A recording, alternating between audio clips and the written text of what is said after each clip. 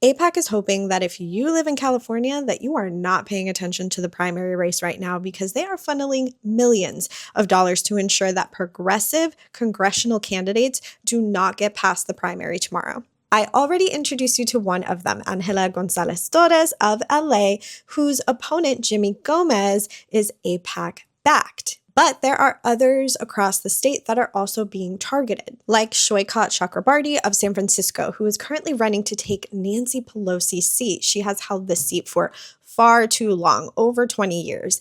And Dropsite News just reported yesterday that AIPAC funneled $500,000 to Connie Chang, his direct opponent, and Nancy Pelosi's pick to replace her. And in Sacramento, May Vang has been heavily attacked by pro-Israel lobbies and AIPAC because her opponent is pro-Israel and very cozy with AIPAC. And in the Central Valley, pro-Israel super PACs have now spent almost $2 million to defeat populist Randy Villegas, mostly through pass-through PACs. So for today's episode, I spoke to both May and Randy to get their takes on what it's been like to get directly attacked by AIPAC and pro-Israel lobbies, and most importantly, to hear what their progressive campaigns are actually all about. Hey guys, a quick note before we begin today's episode.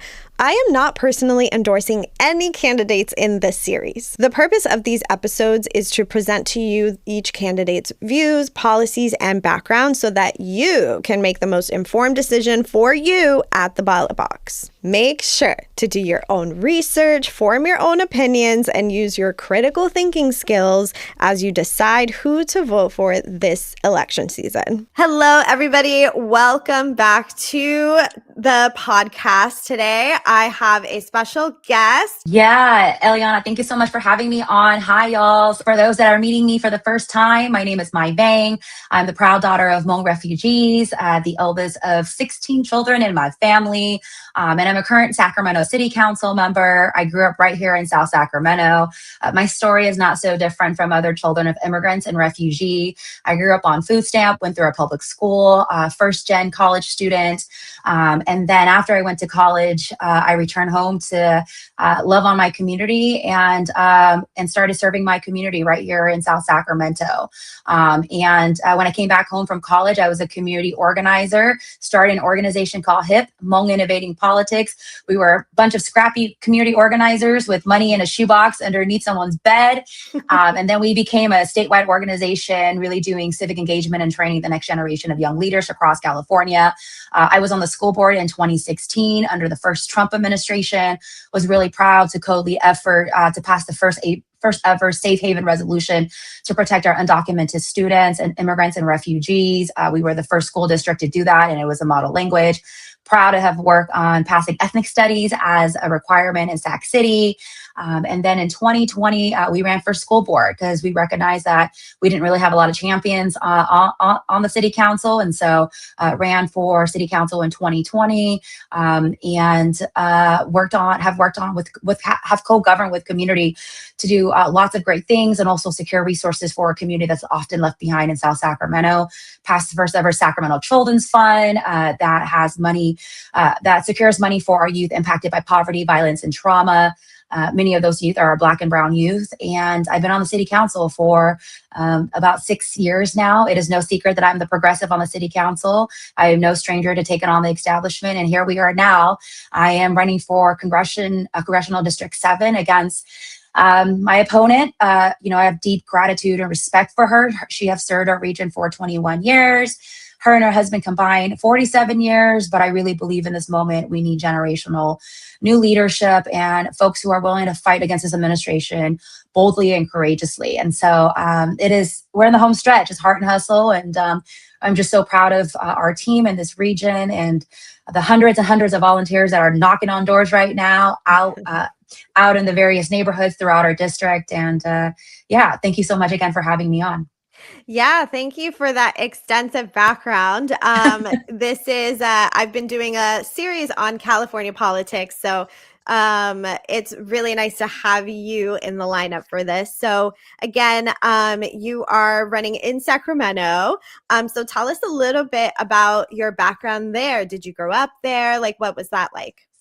Yeah, so yes, Congressional District 7, for those that may not know, is the capital of California. After Prop 50, the Congressional District now encompasses El Dorado, Placerville, Lodi, and Galt.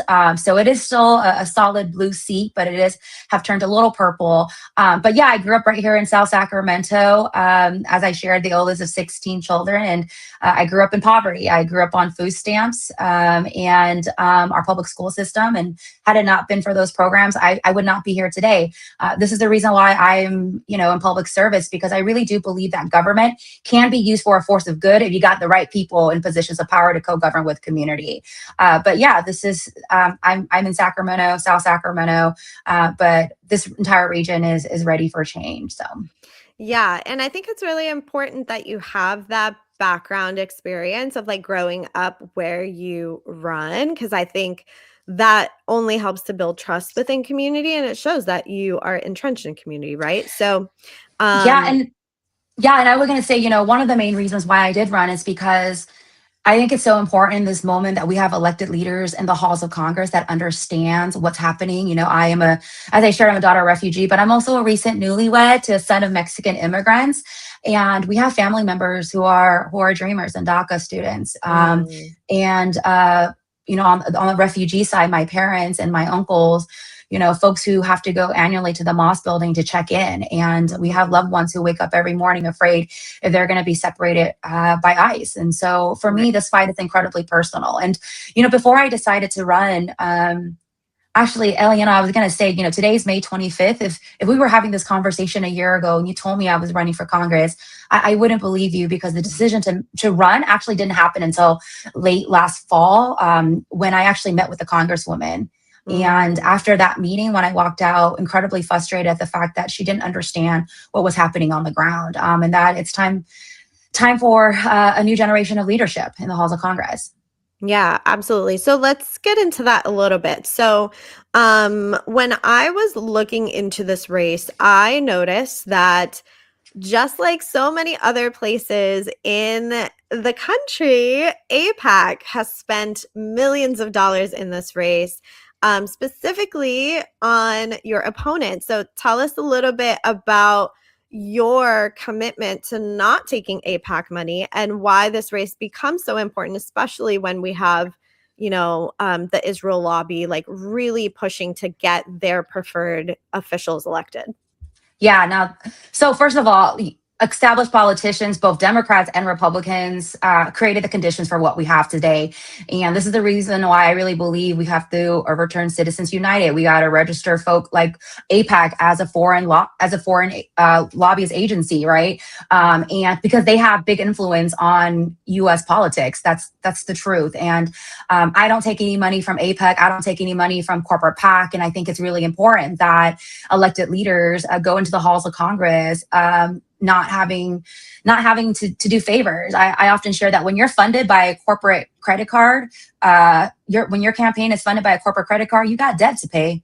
That's the honest truth. And yes, I don't take any AIPAC money. My opponent does. And the other piece is also I've been incredibly vocal about what's happening in Gaza. Even before I ran for Congress, I led the effort for a ceasefire resolution in the city of Sacramento. And I remember actually protesting alongside Palestinians and Muslims who live in the Sacramento region at the Matsui building. The federal building is actually named after her and her husband. So we were out there, and the Congresswoman didn't have a position, didn't speak on the issue. And now, in our last forum a few months ago, she did say, okay, Netanyahu is a war criminal, but it took her a lot to even get to that moment. But Gaza is really a test of our moral clarity in this moment. And yeah, I don't take money from AIPAC. My opponent does. And earlier this year, she voted to send $3.3 billion to Israel. If I was the Congresswoman, I would have taken a no vote. There's a bill right now by Congresswoman Delia Ramirez that would block bombs, HR 3565. And there's actually a strong delegation of congressional reps from California that have signed on. Guess who hasn't signed on to that bill? my opponent. Mhm. Oh my goodness. Yeah, it's a whole mess. I think you mentioned that they've just in the last like week and a half, they've already spent like more than $2 million. Is that right? Yeah, no, that was actually in another race. And so Mm, a lot of progressive candidates across our country, we have been texting and really supporting one another and learning what's been happening across this country. And so NITA alum was running for Congress in North Carolina, and we saw them mm, drop like $2 million 6 days before the election.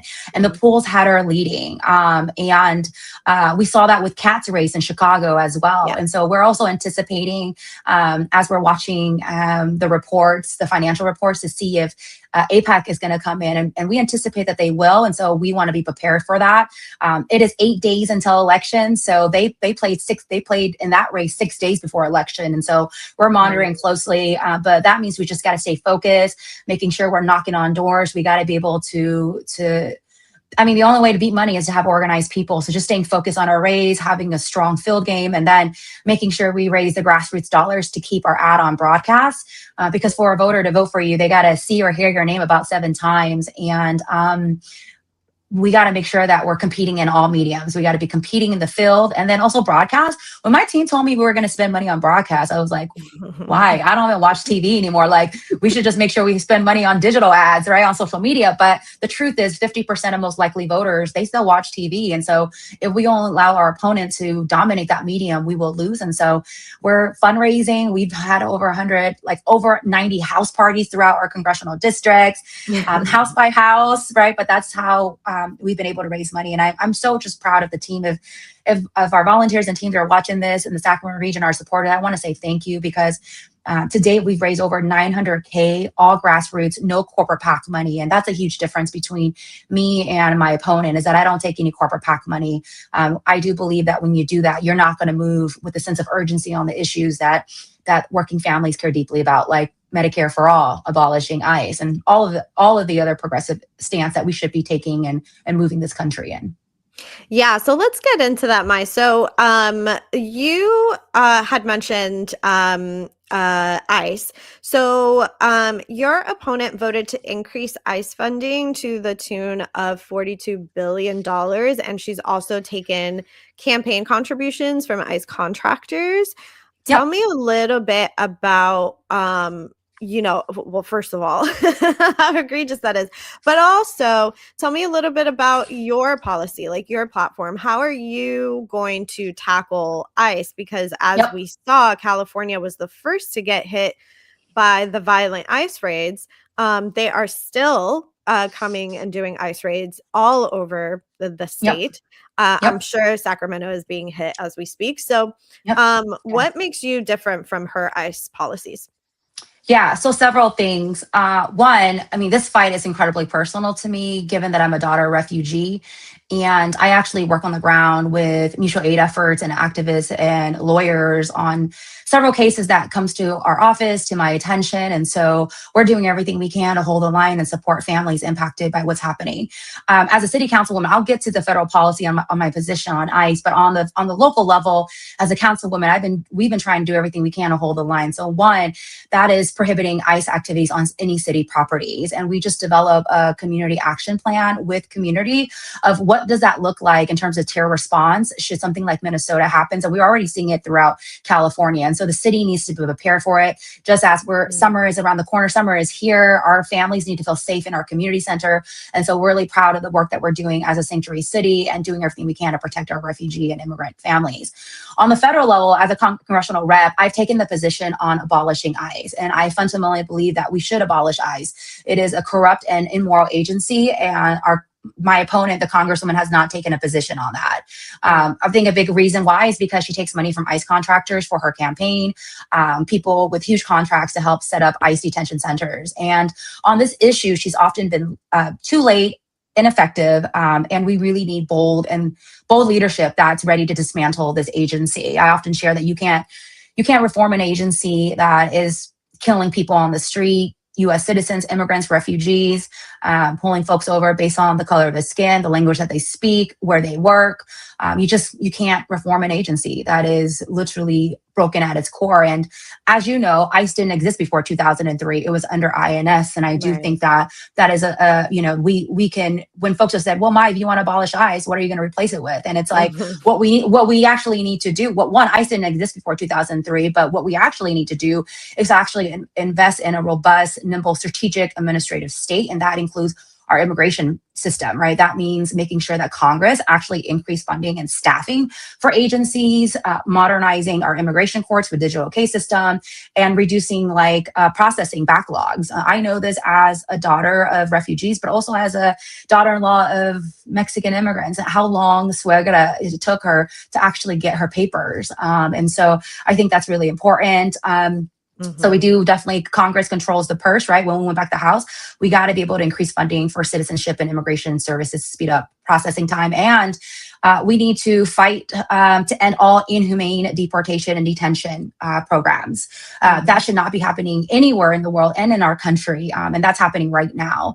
And these companies, these big corporations are making money from detentions, the same corporations that she takes money from, and that her and her husband have stocks, they trade stocks. So the Congresswoman is actually a multimillionaire married to a billionaire, and they have stocks in Geo, the companies that are setting up these detentions. And when you have investments, you're not going to move with a sense of urgency. And there's a bipartisan bill right now by Republicans and Democrats that would ban stock trading. And guess who hasn't signed on to that bill? My opponent. So. I think it's really clear when, somebody is taking money from places like Deloitte, and, it's just, it doesn't, like you mentioned earlier, it doesn't make you the type of politician that's actually going to stick with the people when your funding is so reliant on these big corporations, these ICE detention centers, and ICE contracts. You're not going to be a trustworthy advocate for the people that are in your district. No, absolutely. Yeah. And that's the reason why I don't take any corporate PAC money. But what I will say, that it does make it harder for progressive candidates to run for office. And one thing I've learned is it costs so much to run a congressional race, which is why ordinary folks like you and I, folks don't run for Congress when we need more people like us to run for Congress. But I do believe in the power of the people in this movement. We haven't accepted any corporate PAC money, and we've raised over $900K. And that's a testament to the movement and the people on the ground that really believes in this congressional race. And I would say it's not just about our race, but there is a movement happening across our country right now of candidates running. And I'm excited that when we get to the halls of Congress, I'm going to be joining a cohort of progressive candidates that truly want to transform this country. Yeah, thank you so much for that. So let's get into your progressive policies, because that's what everybody wants to know. So you mentioned a little bit about abolishing ICE. What are some of the other things that you would be fighting for if you were to get this position? Yeah, so a big part is healthcare. We know that people's health premiums are going up right now. I support Medicare for all. The Congresswoman has not, because she takes money from insurance companies that profit from the pain and suffering of our families. And so that's a huge difference between me and her. Some folks have said to me, well, my Medicare for all, on the campaign trail, I often get the critique of Medicare for all. How are you going to pay for it, Mai? And what I tell them is that we're paying for it now. We have one of the most expensive healthcare system in the world, and we have the worst outcomes compared to other countries. And if we can spend billions and billions on our military and on endless wars, right? There's a illegal war in Iran. We absolutely can invest in systems of care, and healthcare is a human right. So that's my position. The Congresswoman has not. I also am your anti-war candidate. I don't take any corporate PAC money. I would sign on to ban the bombs on day one, especially as a daughter refugee. I know the pain and harm that war causes, the displacement the generational impacts that families have to go through. And the congressman has taken hundreds of thousands from weapon manufacturer companies that profit from endless wars. And so that's the difference between me and her. I talked a little bit about abolishing ICE already. And also in terms of the accountability, I don't think congressional reps should be trading stocks. And so getting money out of politics is of utmost importance for me. Because we can champion Medicare for all, we can try to push to dismantle ICE, but if we can't get, corporate money, dark money out of politics, because these corporations are buying all these seats, it's going to be really hard to move. And so getting money out of politics is one of my top priorities. Yeah. And I think I also looked on some of your platform policies that you're also for taking up corporate landlords. I think in terms of affordable housing, that is a big concern for people who live in California, that a lot of these landlords are not mom and pop. They're not, people who are, individuals kind of buying up real estate. They are actually corporations, a lot of them coming from outside of the United States, who are raising rents, who are contributing to the inflation of housing prices. So how would you tackle that problem? Yeah. So even as a councilwoman, I really believe when we talk about housing, one, we definitely got to build more affordable housing that families can actually live in and afford. And in addition to building more affordable housing, we also have to protect the affordable housing that we do have now and keep tenants in their homes. So having stronger tenant protection is of utmost importance. When housing and homelessness goes hand in hand. For every one person that we house, 3 more enter the system, right? There's data on that. And so if we don't move upstream to keep our families in their homes, then we'll never be able to address the issue of homelessness. And so making sure that we build more affordable housing and keep families in their housing now. I also think at the national level, we need to be able to have government-backed mortgages that can cover lower down payment barriers for first-time first-time home buyers as well. That is of utmost importance. So having a national housing trust fund that really focuses on ensuring that we can support families to purchase their home, to get a home, and then the housing. We have a housing voucher choice, the housing choice voucher that helps low-income families, seniors, and people with disability to afford rent in the market. Something I often share is that we shouldn't leave it to the market to decide housing, but that's the reason why government plays a role, and we need to make sure that we build more affordable housing. And I'm a big supporter of social housing. I think that's really important. Okay. And I know when we get to the halls of Congress, I'm going to be trying to champion some of those legislation. Awesome. Well, May, thank you so much for talking to me and talking to my audience. I'm sure that they're going to be, looking into this race very closely. I also covered on my Instagram specifically, I covered, the whole AIPAC's influence on Kat Abou-Ghazaleh's campaign, and we saw how that went. So, best of luck on your campaign. I hope Sacramento really goes on the progressive route, and let us know how it goes. Yeah. And again, thank you so much for having me on. I often come back to the reminder that I know there's a lot that's going on in our country right now. It's really heavy. Some days I feel like we're just doom scrolling. But I keep coming back to the reminder that the future isn't predetermined, it's shaped by us, those who are willing to fight for it, those who are willing to stand up. And so if you live in the Sacramento area, Elk Grove, El Dorado, Lodi, Placerville area, we have literally 8 days left to learn more about the campaign. Go to myforus.com, tap in, volunteer, contribute. And again, thank you so much for having me on. It's going to take all of us to get across the finish line. And I'm incredibly hopeful. And let's go win this on Tuesday. Randy, welcome to the show. Thanks so much for having me. A big topic of conversation that everyone is having is how AIPAC and pro-Israel lobbies are meddling in our elections and trying to get their preferred candidates either elected or the candidates that they don't want elected attacked. You, unfortunately, are experiencing some of that. So tell us a little bit about some of the attacks that you've received. Yeah, so we are seeing these super PACs spend big against me here in this race. They're flooding the airwaves, and it's because I've been clear from day one where I stand on this issue.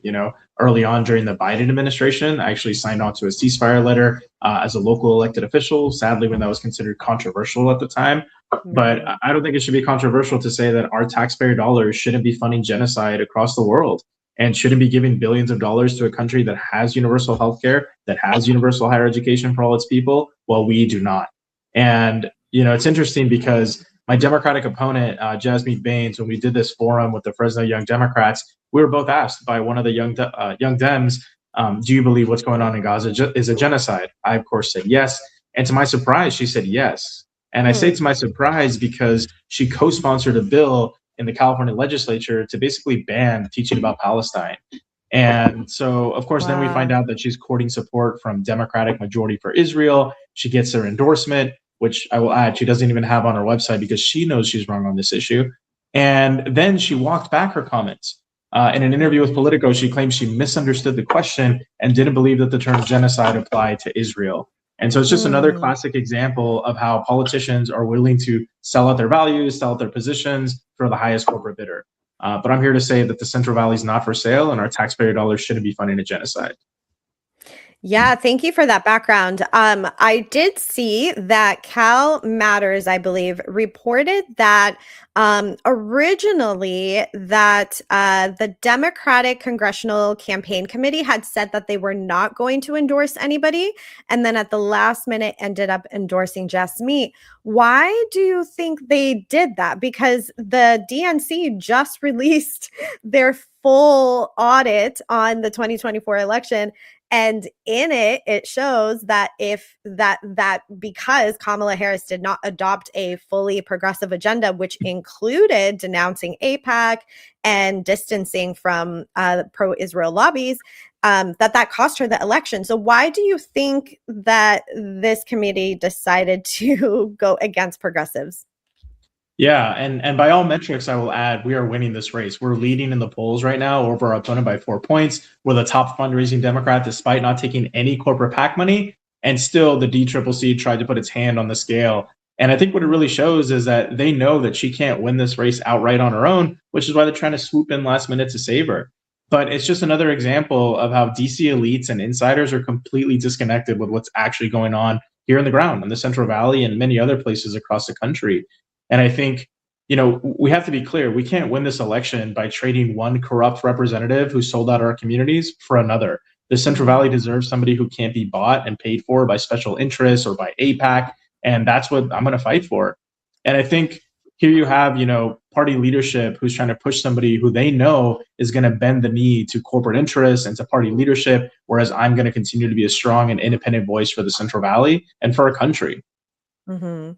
Yeah, and you've mentioned Central Valley a couple times, and the results that we saw in the last election was that a large part of California, unfortunately, is swinging to the right, and I believe that the Central Valley is a swing area. So, how important is it for you to kind of continue talking about this and to also adopt a progressive platform, knowing that it is a swing district? Yeah, this is one of the most competitive districts in the country. But if you look at it on paper, it should have been Democratic a decade ago, even before it was targeted by Prop 50. And it's a strong Democratic majority, strong Latino majority, and yet we have a Republican in office. And I would Mm. argue that's because we've had Democrats who run Republican like campaigns, like my opponent, who take the same corporate PAC money, who take the same money from AIPAC and AIPAC aligned groups, and who don't actually stand up for working class families and values. And so, I would even say that our platform is one that speaks to everyone, not even just progressives. It's a populist platform. I've talked to Republicans and independents at the doors who agree that we should be ending these forever wars, that we shouldn't see billions of our tax dollars spent bombing innocent children and communities across the country, but educating our children and building our communities right here at home. It's not this fight about left versus right. It's really us versus them. People in the Central Valley who've been left behind by politicians in both parties who will cater to the highest bidder and who will work for corporations over our communities. Yeah. So tell us a little bit more about your background, why you feel so passionate about this issue. You mentioned that it is predominantly Latino community, and also California and the Central Valley was hit by the ICE raids. I know a large migrant community, Latino community is there. So tell us a little bit about your background and why you decided to run. Yeah, well, first off, I'm running because I love the Central Valley. I mean, we're the farm workers who get up at the crack of dawn to go feed the rest of the country and the rest of the world. Sometimes always struggle to feed ourselves. Our oil and gas workers keep the lights on here in this room and all across the country. And even though we work hard every single day, so many of us are struggling to get by. And I know what that feels like personally. I'm the son of immigrants from Mexico, my dad from Michoacan, my mom from Guerrero. I grew up here in Bakersfield in a working class family. Every Sunday, getting up to go work at the swap meet and later at my family's auto repair shop, which today I'm an owner of.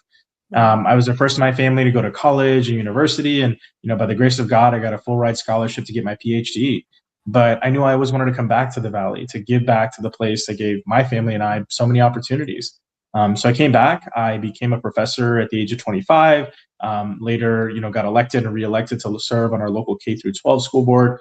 And I'm running for Congress because the same programs that I grew up on that allowed me to get to where I am today, programs like, WIC, programs like Medicaid, are all being gutted by this administration to go give tax breaks to billionaires, which is just ridiculous, right? Mm-hmm. But I'm going beyond that, right? Not only do we need to fight to reverse this big bullshit bill, which is going to devastate our district where 2 out of every 3 of our constituents rely on Medicaid, but we have to push further than that. I mean, people in my district will drive 7 to 8 hours to Tijuana to go get cheaper dental work done, to go get cheaper prescription drugs.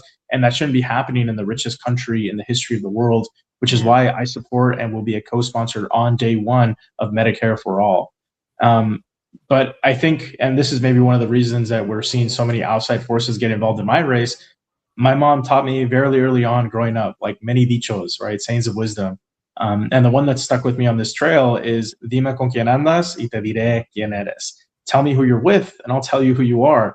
And the same thing can be said about politics. Tell me who you're taking money from and I'll tell you who you're taking orders from. And that's why I'm proud to be the only candidate in this race that is 100% corporate free. I've never touched a corporate PAC check and I never will, because I want to work on behalf of our communities and not corporate interests. And meanwhile, both of my opponents, Jasmine Baines and David Valadeo, have taken hundreds of thousands of dollars from the same corporations ripping us off. Everyone from PG&E to SoCal Edison to Chevron to Amazon to Walmart. I mean, they took money from United Health. Both of them did. A corporation using AI algorithms to deny elderly people's claims so that they could continue to profit while our family members suffer. And to that, we say no more. We deserve a better deal here in the Central Valley and across the country. Yeah. And you mentioned Medicare for all. Progressives are really looking at that, but also a bunch of other things. So housing, affordable housing, the Medicare, but also taxing the rich and things like that. So tell us a little bit about some of the progressive policies that you're running on. Yeah. And again, I would also say that these are populist policies because this is actually a really good thing. Let's talk about housing, for example. Yes. I don't believe that corporations should be buying single family homes. Right now, we have Wall Street and private equity buying up entire neighborhoods, trying to force people into becoming renters and trying to take away that American dream of home ownership. And funnily enough, who agrees with me on that issue? President Trump, who tweeted or truthed about it a couple months ago, hasn't really done a whole lot, in my opinion, but he at least seems to agree on that issue. But do you know who disagrees with me on that issue? Jasmine Baines. When there was a bill in the legislature to limit corporations to only owning up to 1,000 single family homes, she voted against that bill, which is crazy, right? Again, the deep special interests that have infiltrated both political parties. But when it comes to, healthcare, that's why I support Medicare for all and actually taking on big pharma. Whereas my opponents are both funded by big pharma and these health insurance companies that want to continue to rip us off and that want to convince us that we should be happy paying twice as much for healthcare as other countries across the world and still having worse healthcare outcomes. And of course, we need to tax the wealthy. That starts by reversing this big bullshit bill, but we've got to go beyond that to make sure that the top 1% and the wealthiest in this country are paying their fair share to ensure that we're able to provide things like universal childcare, universal healthcare, tuition-free public colleges, trade schools, and universities. And, people will always ask, well, how do we pay for these things? Hmm. New Mexico has established universal child care. New York is moving in this direction. Vermont was able to figure this out. These aren't questions of whether we have the financial means to do these things. It's a question of whether we have the political courage and the moral clarity to actually fight for these things. But like I said earlier, these solutions aren't going to come from politicians who are bought and paid for, like my opponents, who are sponsored by the same industries at the root of all these issues. Yeah, and we mentioned the ICE raids a little bit earlier. A lot of progressives are paying attention to messaging around this, especially when it comes to the detention centers, when it comes to immigration and deportation. So, what is your stance? Are you for abolishing ICE? Yeah, so, and I will say this is an issue that's deeply personal to me as the son of immigrants. I was protesting these immigrant detention centers during Obama's administration, right? Actually, back in 2016. I've been inside these detention centers here in Bakersfield, and we have another one in McFarland with just terrible conditions. We have literally had people die by suicide in these prisons. And so when I get to Congress, not only do I want to make sure that we are pushing to prosecute every single ICE agent who has harmed our communities and violated the Constitution, but I will fight to actually end and ban these private detention centers across the country, because no corporation should actually be profiting from the separation of our families, right? We can't just fight for a comprehensive and humane immigration reform without addressing the root of this corporate corruption, which is GeoCore, or Geo and Core Civic, the two largest private prison manufacturers in the country. And so this has to stop. Yeah, definitely. And, people have been protesting, like you said, these detention centers for a long time. And unfortunately, both the duopoly have done a really terrible job. As you mentioned, Obama was quoted as the deporter in chief, and really kind of set the tone for a lot of the things that we're seeing today when it comes to that. And it seems like your opponent is kind of a continuation of that, right? Like a continuation of the status quo, a continuation of a lot of the things that we don't want to see continue. I was trying to Yeah, go ahead. Go ahead. If I can add on that, it's so ironic and funny. Like, and I want to say one of her latest ads, she talks about wanting to like hold ICE accountable. And yet when there was a bill in the legislature, as ICE is separating our families across the valley and across the country, there was a bill to unmask those ICE agents. And she refused to support that bill, which is crazy. Like, if you're not able to do your job right now, how do you expect to do that, in DC? Yeah. And also an aspect of, ICE is law enforcement. And I know in the Central Valley, a lot of the times the local policing is really loves to racially profile the community. What is your understanding of like the local policing standards there? And what are some of the things that you would do to, curb a lot of that activity? Yeah, so Kern County was ground zero for these ICE raids back in early 2025. The UFW and several organizations actually led the lawsuits that were around the racial profiling that was going on from ICE agents, that was around the discrimination that was going on, and the fact that, this was ground zero. And I remember locally, I got to work on my school board, made sure we had policies that said, ICE can't come onto campus without a signed and dated warrant, that our staff will have training. And I wanted to go further, right? I wanted us to actually have our workshops, know your rights workshops at our school sites, to which unfortunately I'm the only Democrat, only Latino on my school board. So my colleagues shot me down. And I remember going home angry and frustrated. And I put on my organizer hat and I said, what can I do right now? And so I organized a Know Your Rights workshop. I brought together 16 pro bono immigration attorneys from Bakersfield and from Fresno that did hundreds of consultations with folks absolutely for free. In fact, at our first town hall here in Bakersfield, we partnered with our current rapid response network to also provide a Know Your Rights training at the town hall, because you don't have to wait until 2028 to hold this administration accountable and to empower our communities. And when it comes to local policing, I don't think local law enforcement should be assisting, ICE in targeting, farm workers, street vendors, people who are here, working and providing for their families and our communities. And so I want to make sure that we actually have a path to immigration reform, a path to citizenship, so that our neighbors no longer have to live in the shadows. Yeah. And California as a whole is a sanctuary city, sanctuary state, which means that local law enforcement is not supposed to be cooperating with ICE. And yet we see so often investigations being done on local police collaborating with federal agents.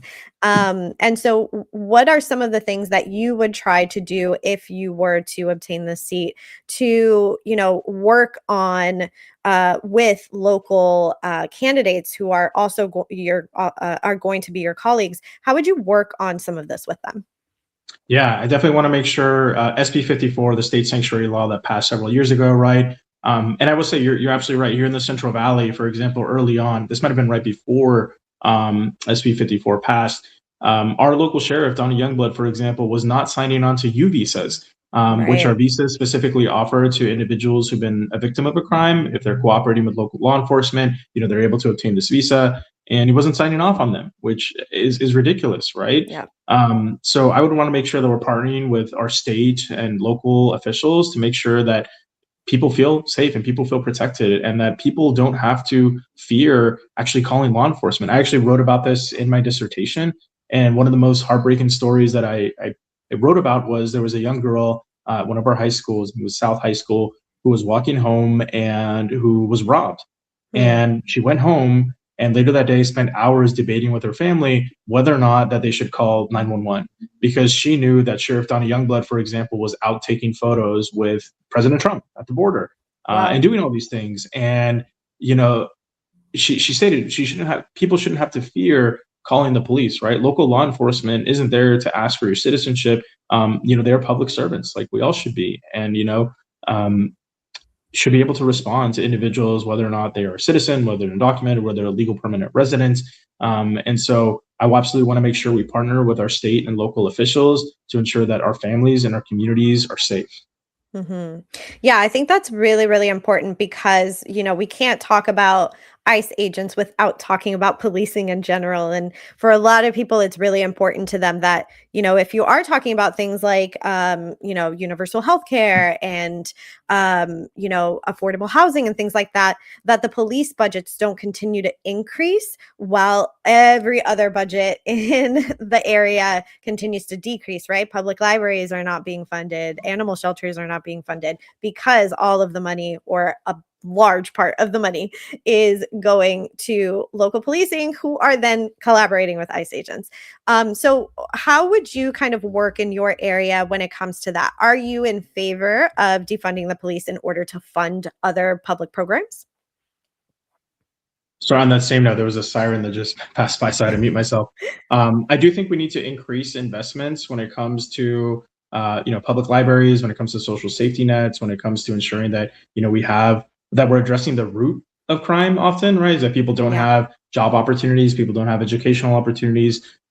This is something our local district attorney, for example, talked about shutting down every public library if we needed to in Kern County in order to fund more, money towards the DA's office. And actually wrote an op-ed piece in response to that and said, it's not the DA's office that's helping, people put together a resume and get a job. It's not the DA's office that's providing, these services. It's our public libraries. And so I absolutely do think that we need to increase investments into all these services. And I also think, police officers themselves have a lot to carry on their backs and shouldn't be responding to mental health crises, for example, and can actually focus on the real crimes in our communities. So if you speak. And so I do think that we need to comprehensively look at crime, and public safety doesn't just look like more patrol vehicles. It looks like clean parks. It looks like schools that are well funded. It looks like green spaces and lighting all throughout our communities. And so I think we can also have a conversation about what public safety is and what that looks like moving forward. Yeah, definitely. You have been endorsed by the Working Families Party. We all know them through Bernie Sanders, of course, our resident Democratic Socialist.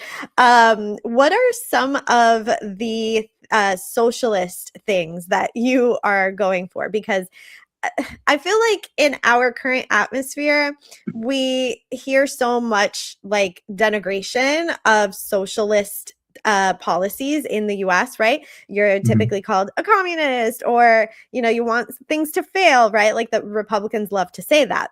But America has socialist things, right? We have social security, we've got public libraries, we've got public schools.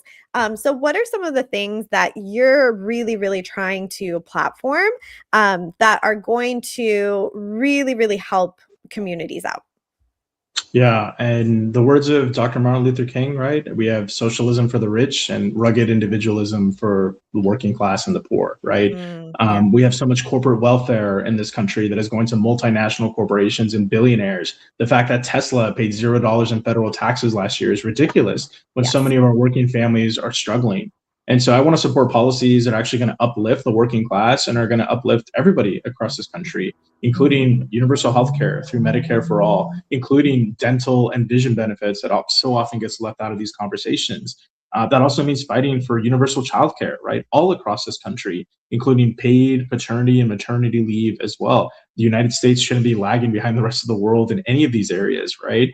But also when it comes to education, right? Every year we see studies that rank the Central Valley, specifically one of the least educated countries or places in the country. And that to me is not a reflection of intelligence. That to me is a reflection of underinvestment in our region. I mean, the fact that 2 out of the 4 counties in my district don't have a 4-year public university in Kings Yeah. or Tulare County, the fact that so many of my students are terrified about going hundreds of thousands of dollars into debt just to get their education and a good paying career isn't something that should be happening, right? Hmm. And these are policies that affect everyone, right? And when I talk about these issues too, I'm pretty blunt, right? When I talk about healthcare, for example, I tell people valley fever, cancer, diabetes, doesn't give a shit who you voted for in the last election. It does not care what your party ID is, but we know that everybody gets sick, which is why we need Hmm. healthcare for all. And same thing when it comes to, you know, your bills, your mortgage, your rent doesn't ask you for your party ID, and neither will this campaign, because we're focused on fighting for every working person across this country. Yeah, totally. My last question for you is around taxing the rich. You said that you are definitely for that. The United Mhm. States used to tax the rich at a very, very, very high amount, close to 90% in some cases. And so, since the Reagan administration, we've been taxing the working people and then de-taxing the wealthy corporatists, right? In terms of your stance on this, as I mentioned earlier, this is part of your campaign is through the primary, and in the Mhm. primary, we also have the governor's race, and we do have a billionaire who is running, and even the billionaire is saying we should be taxing the billionaires. So, Yep. what is your stance on this, and how much would you like to see the wealthy be taxed? Yeah. If we're referring to specifically California's billionaire tax, I do support it. And I would say like we should also think about this long term because from what I understand, it's a one-time tax. And I think we Yeah. should continue taxing the wealthy. I think we should also look at our federal taxes and adopt a much more progressive tax structure that makes Mm. sure that the wealthiest, including billionaires, you know, multimillionaires or centimillionaires, whatever you want to call them, are paying their fair share. There's a cap on Social Security taxes as well, and I think that should be Yeah. lifted. You know, to make sure the wealthy are paying their fair share again. I know there are proposals out there to also ensure that we're working towards actually cutting taxes for working class people and lowering taxes. I think that's something that we should also be talking about. We shouldn't just be talking about taxing the wealthy, but also ensuring that our working class families aren't struggling. Right? I look at what's Right. going on right now, for example, at the gas pump, where people here in the Central Valley, as much as I wish that we had stronger public infrastructure and like rails that we see in other places, people are very dependent on their cars, and so we're seeing people struggle at the gas pump right now. So I would actually favor temporarily suspending the federal gas and diesel tax at least until we get back to pre-war in Iran prices. I mean, the fact that we have this war that was costing us $1 billion a day, where people in my community still don't have access to safe, affordable, and clean drinking water, is ridiculous. Yeah. Excuse me. Yeah, no, absolutely. And I think, again, if we're talking about doing universal healthcare, you're not going to be able to do it if you're not taxing the rich at the amount that they need to be taxed. because they're not even getting taxed at the same amount, anywhere close to regular people who are taxed between 20 and 30%. Yep. California also has an income tax, which a lot of states do not have. So it only adds to the burden of regular working people versus the corporatists, the rich, the tech oligarchs. They're getting taxed maybe at 5%. And a lot of the taxes that would come from them would help to fund things like universal healthcare. So I completely and totally agree with you there. Randy, thank you so much for talking with me about what's going on with your campaign and the attack that you are receiving from pro-Israel lobbies. I'm not surprised, unfortunately, but I am shocked at the decision that this committee decided to endorse your opponent, especially because it does seem like you are running on a very progressive platform. So thanks again for chatting with us, and I wish you the best of luck. Of course. Thanks so much for having me. And for anyone who wants to help support, head over to randy.vote, whether you can donate your time, your money. We need all your help in this fight to ensure that we not only prevail during the primary, but that we flip the seat in November. So thanks for having me.